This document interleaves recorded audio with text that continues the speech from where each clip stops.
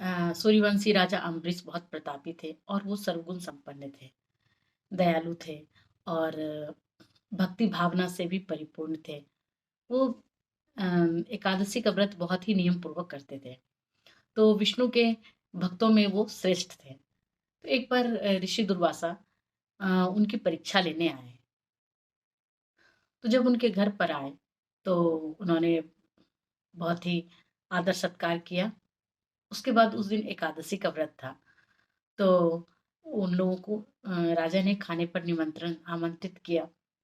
उन्होंने इनके आमंत्रण को स्वीकार किया और कहा कि ठीक है, मैं शिष्यों के साथ यमुना तट पर जाता हूँ और स्नान करके आता हूँ। लेकिन उनको राजा की परीक्षा लेनी थी, इसलिए वो जानकर बहुत ही विलंब कर रहे थे। तो राजा ने सोचा कि इतनी विलंब हो रही है और एकादशी के व्रत का नियम पालन करना है, लेकिन बिना अ, ऋषि महर्षि को खाना खिलाए मैं तो खा नहीं सकता। तो उन्होंने सिर्फ जल ग्रहण किया। योग बल से दुर्वासा मुनि को पता चला कि राजा ने अ, जल ग्रहण किया है।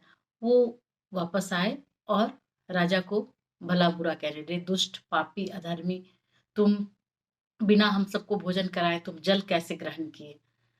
इतना कहते ही वो अपने कमंडल में हाथ डालकर जल निकालने लगे राजा को भस्म करने के लिए।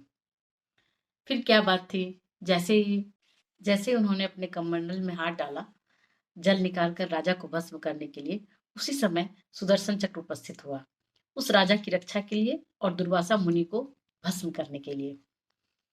फिर वो आगे आगे दुर्वासा मुनि भाग रहे थे और पीछे पीछे सुदर्शन चक्र।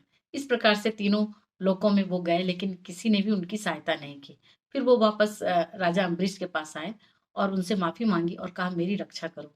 तो अम्बरीश ने स्तुति की और उस सुदर्शन चक्र को शांत किया।